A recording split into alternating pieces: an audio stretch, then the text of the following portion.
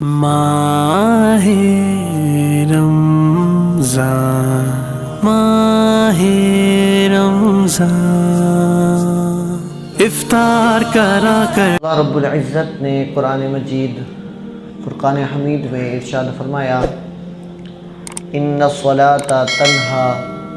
عن الفحشاء والمنکر، بے شک نماز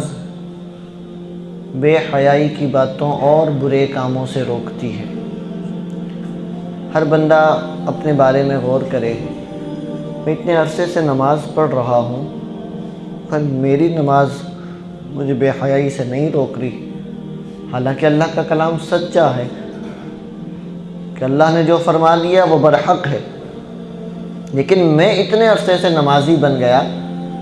پر میری گناہ کی عادت نہیں چھوٹ رہی، میری نماز مجھے بے حیائی کی باتوں سے نہیں روک رہی۔ تو پتہ یہ چلا کلام الہی تو سچا ہے، میری نماز میں ہی کمی ہے، میری نماز میں ہی غلطی ہے، جس کی وجہ سے میری نماز مکمل نہیں، کامل نہیں کہ وہ مجھے گناہوں سے روکے۔ تو نماز کی بہت ساری ہماری بنیادی غلطیاں ہیں، چند ایک کی نشاندہی میں انشاءاللہ کچھ درسوں میں کروں گا۔ آج کے درس میں نماز کی ایک غلطی جو بڑی ایک غلطی ہے دیکھنے میں آئی ہے، اس کی طرف اشارہ کروں گا۔ یاد رکھیے، سب سے پہلے شریعت کا ایک اصول یاد رکھیں کہ شریعت مطہرہ نے جہاں بھی کہیں کچھ کہنے کا، کچھ پڑھنے کا حکم دیا ہے، وہاں اتنی آواز ضروری ہے کہ آپ کے اپنے کان سن سکیں۔ اگر شور و غل نہ ہو رہا ہو یا ثقل سماعت یعنی اونچا سننے کا مرض نہیں ہے آپ کو، تو پھر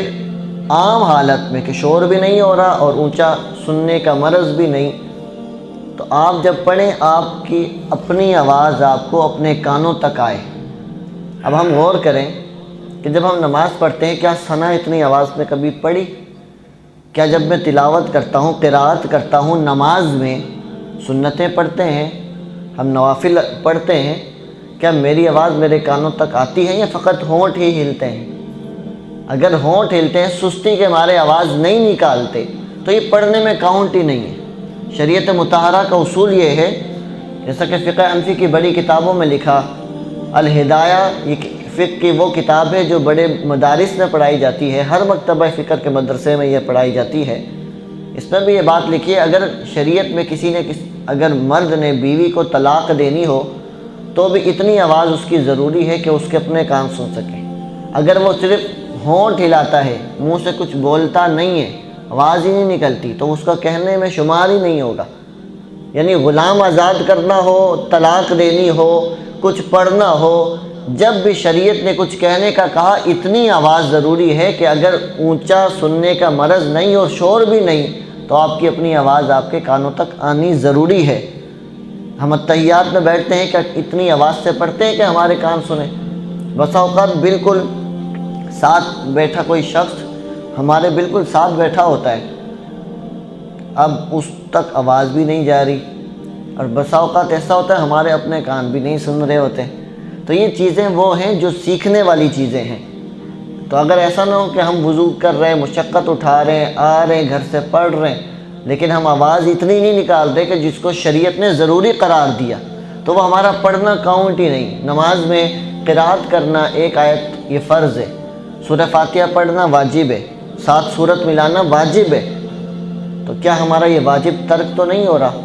یہاں تک کہ جب ہم سلام پھیرتے ہیں، السلام علیکم ورحمۃ اللہ، لفظ السلام کہنا واجب ہے،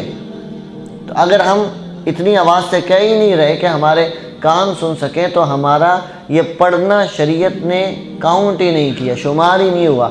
تو جب نہ فرض ادا ہوا نہ واجب ادا ہوا تو نماز کس چیز کی ہوئی؟ تو یہ بظاہر چھوٹی چھوٹی باتیں ہیں لیکن انتہائی ضروری اور اہم باتیں ہیں، تو لہٰذا یہ اپنا ایک فرض ہمارا ہے اور یہ اپنے اوپر لازم کر لیں کہ میں جب بھی نماز پڑھوں گا تو اتنی آواز میں ضرور میں قرات کروں، ذکر و اذکار نماز کے پڑھوں کہ میرے اپنے کان سن سکیں۔ یہ بہت ہی اہم مسئلہ ہے، اس پر خوب توجہ کرنی چاہیے۔